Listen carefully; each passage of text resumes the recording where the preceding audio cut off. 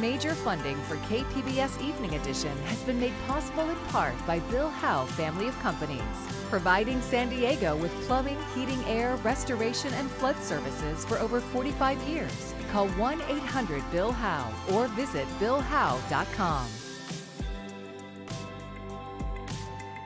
And by the Conrad Trebas Foundation, Darlene Marcos Shiley, and by the following.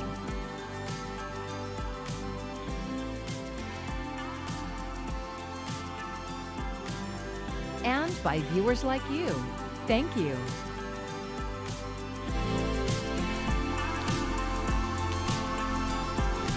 A Padres minor league coach is in ICE custody. Thank you for joining us. I'm Maya Trabulsi.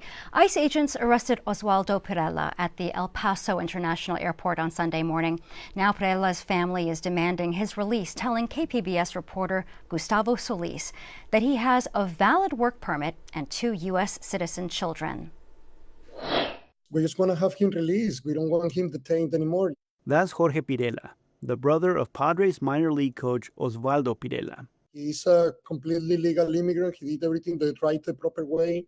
We followed every single pathway that UXIS and the Congress created for us immigrants, and we did everything legally.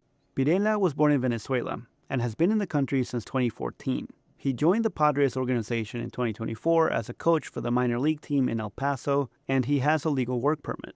In a statement confirming the arrest, the Department of Homeland Security claimed that Pirela's legal status expired. But Jorge Pirela says that his brother has a pending asylum application.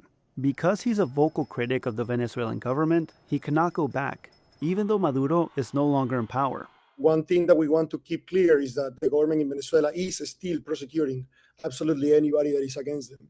This is still happening. If you get stopped on the middle of the road, they can check your phone to see if you have any type of pictures or things that celebrate or go against the government. Pirela's arrest is part of a nationwide trend that began in July, when ICE began working with TSA to arrest immigrants in airports. According to the National Immigration Law Clinic, a few times each week, TSA will send ICE a list of people who are flying. Then ICE will cross-reference that list with their own list of targets. Gustavo Solis, KPBS News. The Padres organization put out a brief statement today, and it reads, "We recently became aware of the detainment of minor league catching coordinator Oswaldo Pirela in El Paso, Texas. We are working to gather additional information and will not have any further comment at this time." Federal immigration authorities can no longer use 2 San Diego County firing ranges. KPBS Public Matters reporter Kevin Trevelyan has more on the deciding vote from the County Board of Supervisors. Agents with ICE and Customs and Border Protection trained for years at 2 county ranges in Otay Mesa and Miramar Air Base. But supervisors ended those license agreements in response to the Trump administration's immigration enforcement tactics and mass deportation agenda. Board Chair Tara Lawson-Remer said it's, quote, immoral to support federal immigration training. I think the very core bottom line is that we've seen too many people dying at the hands of armed ICE agents, and I do not believe that we at the county should be complicit. Immigration enforcement has surged locally since 2025. San Diego made national news last year when ICE agents clashed with residents while raiding an Italian restaurant in South Park. Supervisor Jim Desmond voted against ending the range agreements. He acknowledged ICE has, quote, overstepped, but he said agents need more access to training, not less. ICE needs training. Absolutely. Let them train in a place where they can learn how to de-escalate a situation. That's the training that I think we'd all like to see. Customs and Border Protection Commissioner Rodney Scott said ending the range agreements will result in staffing issues and longer wait times at border crossings in the San Diego airport. Lawson-Remer and Supervisor Paloma Aguirre tied some of the longer wait times to recent federal policies. That includes redirecting CBB officers to conduct enforcement away from ports of entry. Kevin Trevelyan, KPBS News. Well, overnight, partly cloudy. We'll still have that marine layer, though it's getting shallower this week, so the coast, you still have to deal with it, but won't be stretching as far inland with those late and early low clouds and fog. Temperature-wise, we're in the upper 60s. We have a little bit of a warming trend that we're going to be tracking as high pressure expands back our way this week. I'll break down exactly what to expect coming up. Avoiding a direct hit, but still turning into a deadly event. Hurricane Lala passed Hawaii over the weekend, and at least one person died. Tens of thousands are still without power, and some roads and transportation routes are ruined from hurricane-forced winds, rain, and landslides. As Mahealani Richardson reports, that includes clearing a highway in Bahala on the Big Island. After 3 nights in a shelter, a family from Taiwan and others could go home. It'll be a 5-hour drive around the island to Naalehu for Ernie Salo. A very big surprise. I wouldn't have thought they would have been able to clear it so fast. It was, so we were very happy. Crews worked around the clock to clear Highway 11 fronting the Ka'u Hospital in Pahala of rocks, trees, and debris. Saturday night, floodwaters from Hurricane Lala burst through a gulch at Pa'au'au Stream, destroying the only artery in and out of the tiny town as residents swam for their lives. One elderly woman was carried by firefighters. In the morning, Hawaii County Civil Defense said the highway was reopened toward Hilo for emergency vehicles only, and officials hope to reopen the highway for local traffic by the afternoon. But word spread quickly, and some residents took chances to get out. All along the highway, a tangled mess of trees and power lines. Tough. We're running out of resources already. Water, to drink, and cleanup is taking longer than expected, but it's good to see the neighbors getting together and stuff and helping each other out. The highway going south to Naalehu is still closed, and here this morning the construction equipment is waiting, ready to go. Now it's unclear how long it'll take to rebuild and reopen this highway, but crews tell me they'll definitely have to build some sort of bypass road so that people can drive to Naalehu, around South Point, and to Kona. Feels like an apocalypse, to be honest. Ka'u Hospital and Clinic is operating on emergency power. The hospital closed its clinic and expects more storm-related injuries and medication needs as shock from the storm wears off. We are anticipating folks coming to the hospital for medication refills and whatever storm-related, illnesses or in the aftermath of that, whether their adrenaline is running out, sleep deprived, you name it, we'll be there for them. For communities like Pahala and Naalehu hit hard by the storm, the recovery from Lala is just beginning. San Diego is already preparing for what could be a historic El Nino season. Forecasters say there's a high chance this El Nino could be stronger than any we've seen since 1950. The city is now clearing storm channels and upgrading flood-prone areas. City leaders say the work starts now to get ready for possible flooding and to prevent a situation like the tragic 2024 floods. Do not wait to prepare. Heavy rain can develop quickly, and preparation now can protect your property and, more importantly, your life and the life of your loved ones. My hope then was that San Diego had not forgotten what it looked like to have our neighbors displaced, what that crisis felt like, that we wouldn't forget, and that we would take action to make sure that we did what we can to prevent that in the future. Over the next month, information will be mailed to more than 7,000 homes in high-risk flood areas with guidance on protecting property. Officials are also asking residents to report any blocked drains through the city's Get It Done app. More road construction is underway this week around the San Diego International Airport. KPBS Metro reporter Andrew Bowen says not everyone is happy about the changes. Construction crews are just getting started on an expansion of Pacific Highway outside the airport's car rental center. Additional left and right turn lanes are meant to help manage traffic to the airport, says airport spokesperson Nicole Hall. And just making the current situation, the current roadways more expansive and adding those lanes, allowing people to get to the airport just a little bit faster with less stops. The airport is paying for the widenings as part of the Terminal 1 expansion, but they were planned by the city of San Diego. And it's not just Pacific Highway.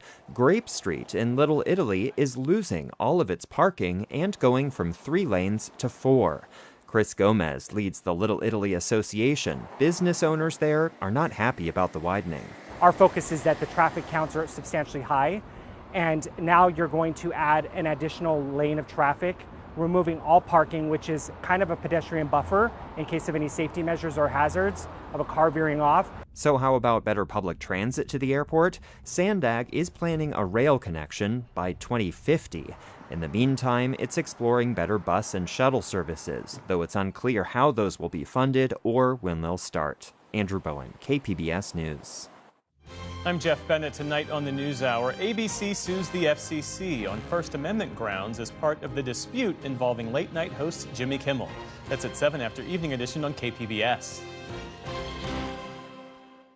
Automated license plate readers like flock cameras are a major hot-button issue right now. Supporters say they are a public safety tool and can solve crimes quickly. Opponents cite privacy and misuse concerns. Kayla Moeller reports on how that debate is playing out in Northern California, where police investigate a string of vandalized cameras. Automated license plate readers are gaining popularity nationwide. Companies like Flock and Axon leading the way. Definitely not a big fan of flock cameras. I think they kind of I don't know, they're very Orwellian, kind of like 1984. The ALPRs are meant to be another public safety tool for law enforcement, but not everyone sees it that way. Lincoln PD is investigating a series of flock camera damage since the start of the year. Just recently, 2 more near the Lincoln airport were vandalized. I think they usually do more harm than good. I'm not opposed to people taking them down, but it's vandalism, obviously. I'm not going to stop anybody if, I would see something like that. Yeah. And now, what's your worry with them? I think it's just the kind of the system that they're hooked up to, like all the AI that's connected to it, making decisions for people. I don't like that.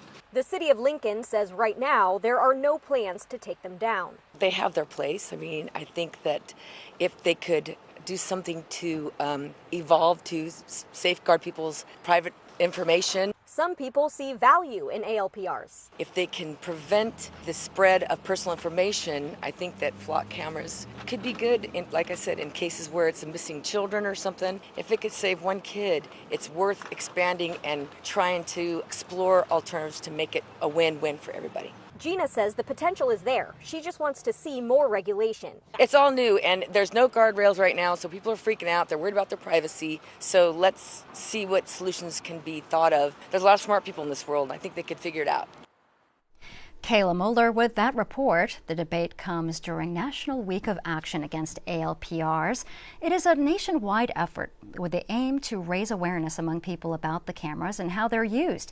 A local advocate stopped by KPBS Midday Edition to discuss the movement. You can listen to that interview right now wherever you listen to your podcasts. San Diego Gas and Electric is proposing a project to develop a new high-voltage energy transmission line in San Diego. It's called the Golden Pacific Power Link, and it's a part of the California Independent System Operator's goal to meet the state's growing energy needs. A potential route for the energy system would run from Imperial County to South Orange County. It would also cut through Anza Borrego Desert State Park. That route is sparking debate between conservation groups and proponents for clean energy expansion. Both sides expressed concern at the County Board of Supervisors meeting. Golden Pacific Power Link is based on the premise that clean and reliable energy somehow requires a sacrifice of sacred natural places and communities on the altar of private utility profit. This premise is entirely false and devastating to nature and our communities. Please stand with your constituents and act today to oppose the Power Link. We fully support a robust environmental analysis for this project so that all its impacts can be identified and state decision makers can determine the appropriate route. But make no mistake, this line needs to be built. It safeguards the future of our state's economic prosperity and quality of life, and the employers, workers, and communities we represent are counting on it. Nonprofits advocating for the park's wildlife spoke out. A spokesperson from the Chaparral Lands Conservancy says building the lines could impact endangered species, but proponents say it could make the energy grid more reliable in the future. Construction for the project won't start until 2029. And in the meantime, SDG&E will host a series of public hearings on the project through October. From TikTok videos to AI chatbots, more Americans are going online for answers about their health. A new study finds more than 1 in 5 social media users say they've made a health decision based on something that they saw online. Ivan Rodriguez reports on the pitfalls of using social media and AI for health decisions. Whenever a new symptom pops up, an answer can be just a scroll away. A new study published in the Journal of the American Medical Association indicates online information may be shaping real-world health decisions. Nearly 88% of U.S. adults surveyed reported using social media. Among those users, almost 85% said they shared general or personal health information. But the most notable finding, I think the biggest surprise that we found, that 1 in 5 people are actually making their health-related decisions based on what they saw on social media. especially because nearly 78% of social media users said they believed health information on social media was false or misleading. Rohan Kira, a senior author of the study, says one problem is that online content can look convincing without being accurate. It is so much easier as generative AI like chatbots have become around. You can make graphics, you can make images about anything. And that might be completely fake information. And then I think the other problem is there are people online whose entire revenue stream is number of clicks they have. AI chatbots can also be useful helping people understand medical terms or prepare questions for their doctor. But Kira warns the answer you get can depend on how you ask the question, and a chatbot may miss warning signs that a medical professional would recognize. It will not keep helping you navigate to the highest risk conditions first, because it's not a triage tool. It's a personal assistant meant to have a conversation with you. I'm Ivan Rodriguez reporting. The Old Globe's outdoor production of Shakespeare's Much Ado About Nothing gives the play a modern and musical twist. KPBS arts reporter Julia Dixon-Evans takes us to a rehearsal to explore why the story continues to resonate. From heated rivalry to Buffy and Spike, audiences love an enemies to lovers plot, and Shakespeare might be one of the best to ever do it. You know, a lot of people say that Much Ado About Nothing is the original rom-com. Barry Edelstein, artistic director of the Old Globe, has dedicated much of his career to Shakespeare. He says everybody knows Beatrice and Benedict should be together. I will live a bachelor. Except for the two of them. Spoiler alert, there's a big kiss at the end of the play, and when they kiss, the audience goes bananas because we've been waiting all night for them to finally figure it out. Eden Espinosa plays Beatrice. I'm really falling in love with playing this woman, and I love her strength, her independence. She really speaks her mind when it comes to her opinions about how women are treated, how men treat women, and their places in society. The Globe's production is set in modern times and even has a karaoke subplot. Edelstein says a contemporary staging actually mirrors the late 1500s, when Shakespeare's actors dressed in a way their audiences understood. When people are in modern clothes, you can see who's got money and who doesn't have money. You can see who's in the military and who's not in the military. Something about putting the play in our world now, or something that's kind of based in our world, that just makes it clearer and more immediate. Much Ado About Nothing is on stage through August 30th. Julia Dixon-Evans, KPBS News.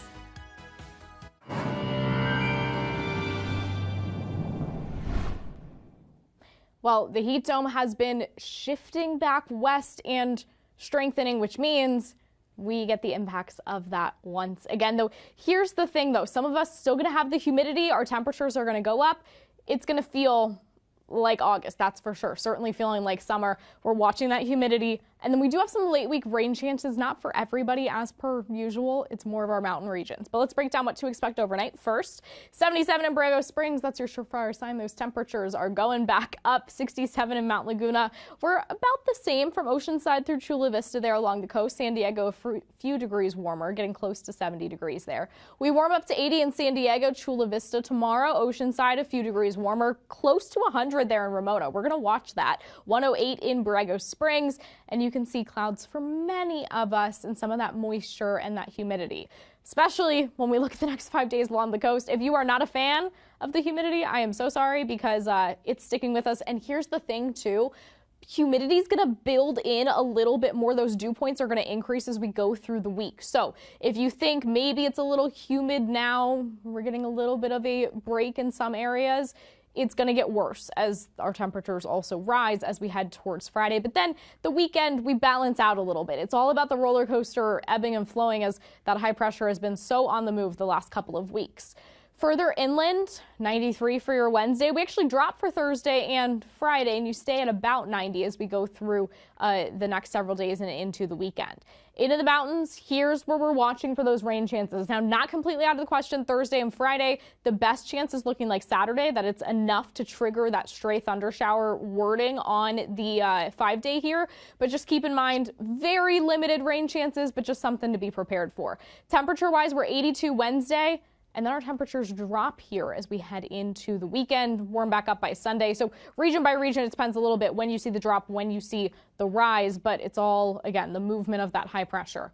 108 for your Wednesday in the desert. But here's the thing, that's the hottest it's going to be. We start to cool down as we head Thursday, Friday, and into the weekend, though only down to 106. I'm not sure you're going to notice much of a difference. It's mid-August. We'll get through it, right? That's the overall message. For KPBS News, I'm AccuWeather's Anna Azalian. The Little League World Series starts tomorrow in Williamsport, Pennsylvania, and our region will be represented by not one, but 2 teams from Tijuana and the Sweetwater Valley. That's bringing back memories for veterans of another team from Sweetwater Valley. 11 years ago, the team had a magical run, winning the West Region title and advancing to the World Series in 2015. 2 members from that all-star roster returned to the field that still lives in their dreams. The now 23-year-old Walker Lanham and former assistant coach Arturo Maldonado caught up with our media partner, KGTV. How hyped are you for this team? Oh, extremely hyped. And I know that the excitement that they have out there, like, I'm just so excited for them. What do you see in this team that's similar to your team? I mean, this team has a bunch of offense, you know. I mean, I see a lot of chemistry in that team. This year's Sweetwater and Tijuana teams begin their World Series play on Thursday. The double elimination tournament runs through August 30th. Have you noticed them? From Oceanside to San Ysidro, they are little front yard shelters full of books to be shared for free in the neighborhood. Some of them are very creative, too. Ken Kramer put out the call for viewers to send in what they've seen and put together this sample. Sidewalk along 2nd Avenue in Chula Vista, for example, you're greeted by an offer. Free books. Very welcoming, simple idea. Bring the book back when you're done reading it, or a different one to share if you can. Let's see here. Calvin and Hobbes, okay. And the Grouchy Historian? Well, little place to sit if you find yourself at home with a tome. There are tiny libraries like this all over the county. Here's one. Grab a book, contribute a book. It's free. Keep it or pass it along. You don't have to leave a book to take one. It's an open, free exchange with whatever your neighbors have to share. And sometimes you get some insights into the hot topics up and down the street. Many have a little plaque and an identification number from littlefreelibrary.org. It's a nonprofit that sells structures and the posts they stand on, even books to put in them. But many that you see are do-it-yourself and are very clever, and from all around San Diego. Look, here's a handsome one in the 1200 block of Center Street in Escondido. At the First Congregational Church in Ramona, right there on 8th Street, look at this. A tiny library for kids. Wonderful. And on Union Street in Middletown, a super cute shingled shelter for selected soft covers and others. David West's Carmel Mountain neighbor was building one with a special lower shelf so kids could pick out books themselves, but the neighbor passed away before he could finish the project, so a few friends donated materials, finished and painted it. In Kensington, here's another that offers a bit of whimsy and serves as a loving memorial. Rory Townsley's husband, Tim, made these 2 walk-by libraries for the Water Conservation Garden in El Cajon. There was this from John Giannini, and from Maureen Leary, another on North Mountain View in Normal Heights. In Mission Hills, thank you, Tegan Glasheen, and a cool one in Mission Beach. Behold Sidewalk Side Library on D Street in Chula Vista, and at the Waterfront Park. Here's what's making the literary rounds there. West Point Avenue in La Mesa, it's a neighborhood library of seeds. Community members can come and take free native seeds to use in their garden. The plants grow, you harvest the seeds, and return some of them to the library. information packets, how-to instructions from the San Diego Bird Alliance. And in OB in the 5000 block of West Point Loma, from Tracy DeZenzo, it's her library of dog toys. Right on the way to Dog Beach. Take one or two, bring them back this time or next time. You'll never have to ask, where's your ball? Other creators of these free libraries seem to know that passerby are likely to have a companion and are prepared, especially this one near 23rd and Upas. So here's a wish. May you never run out of things to read, especially with all these tiny libraries to be found in so many places around and about San Diego. So cool. And if you want to see more of Kent Kramer's stories about San Diego, just be watching every Thursday night at 8 o'clock right here on KPBS. And here is a look at what we're working on for tomorrow in the KPBS newsroom. On NPR's Morning Edition, opening arguments began in the multi-state lawsuit against Meta platforms. They argue Facebook and Instagram were designed to be addictive to young users. And on KPBS Midday Edition, ahead of this weekend's book festival at the University of San Diego, our Midday team speaks with the authors of Humor Me and Mom Needs a Moment. You can find tonight's stories on our website, kpbs.org. Thanks for joining us tonight. I'm Maya Tripolsi. Enjoy your evening. Major funding for KPBS Evening Edition has been made possible in part by Bill Howe Family of Companies, providing San Diego with plumbing, heating, air, restoration, and flood services for over 45 years. Call 1-800-BILL-HOWE or visit billhowe.com. And by the Conrad Prebys Foundation, Darlene Marco Shiley, and by the following: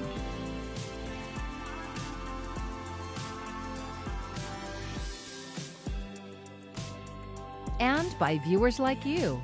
Thank you.